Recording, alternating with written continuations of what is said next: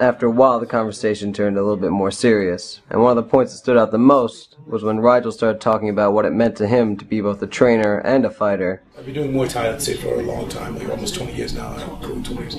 And in, in the beginning, of course, very much I was a fighter, and that's what I focused on. That's all I did. There came a period where there was like a little bit of a crossover, and you're doing both. You're a fighter, and you're helping out the other fighters.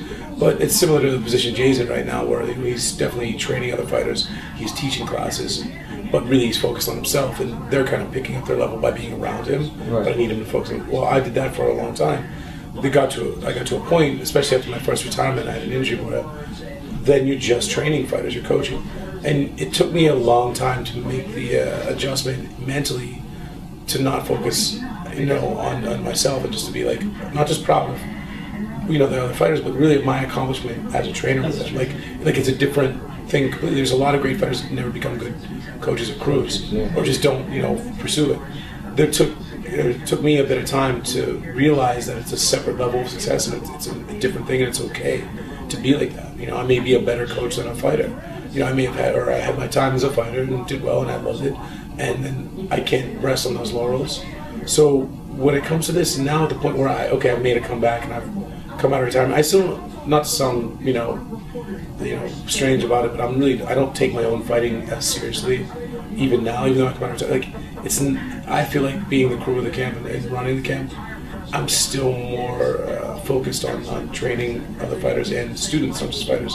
So with Jay especially, the level he's at and the success he's had, I've been training him since his first amateur fight. For 7 years now, I think. So for me, not only do we have a rapport in training, I feel like I know how to get the best out of him. I feel like I know how to get him ready to beat guys, that he has the ability to do, but putting us together really helps. Meaning, I think he would have been a champion fighter without me. He would have, he had a lot of attributes as an athlete in a fight.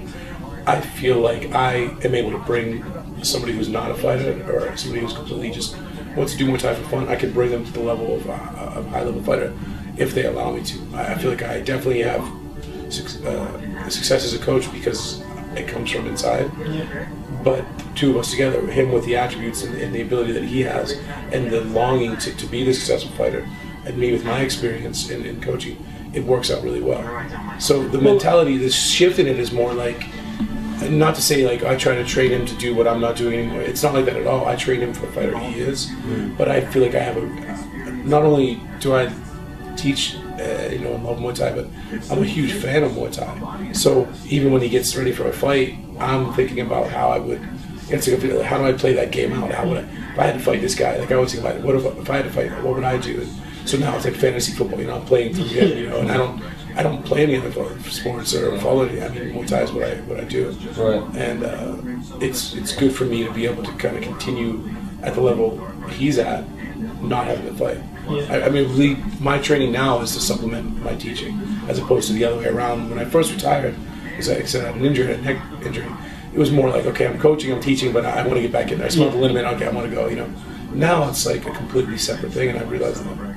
It's Crew's talking about, he knows how to get the best out of people, and he knows, that's, he knows what to kind of tell people to bring. I'm really, I'm super in touch with the fact that I very much believe that I wouldn't have had nearly the success that I've had if I found Muay Thai anyplace else. When I got into Muay Thai, I never thought that. I got into Muay Thai only a couple months before I met Rigel, and when I got into it, I never really thought that I'd be any good, let alone ever fight at all. And it was only, a couple months after I met him that I had my first fight, and then it went kind of well. And then started fighting amateur all the time, and never thought that I would be good enough to fight for a title. You know what I mean? And it's all of a sudden fight for amateur titles, and it's then after a while it's oh wow, now I'm the main event on amateur shows and stuff. And it's and then I get a chance to turn pro, and it's wow, I never really thought that I get a chance to turn pro. And now I'm fighting for pro international and pro national titles and stuff like that against dudes that have been doing this for a long time. And it's super surreal, but I know that I wouldn't have had, even though like I've always been like an athlete. Like I've played really high level sports, and like I've almost had that ability to like be a professional in a couple, different in like soccer and lacrosse. Like I've played with kids that like are professionals and stuff, but I'm really, even though like I have that, sort of competitor and that like athlete in me, I'm really in touch with the fact that I wouldn't have had the success or the like kind of experience that I've had like with any other like trainer. I knew that like Crew Rigel's like pushed me where I need to, and it's funny because there are certain times when Rigel will say something to me that another time I might say the same thing to him and he'll say something different, and it's not just like roll the dice. It's like this time I need to hear this one thing and this other time I need to hear this other thing, right. And he knows that. And like how if I'll be dealing with something, somebody else will be dealing with the same thing.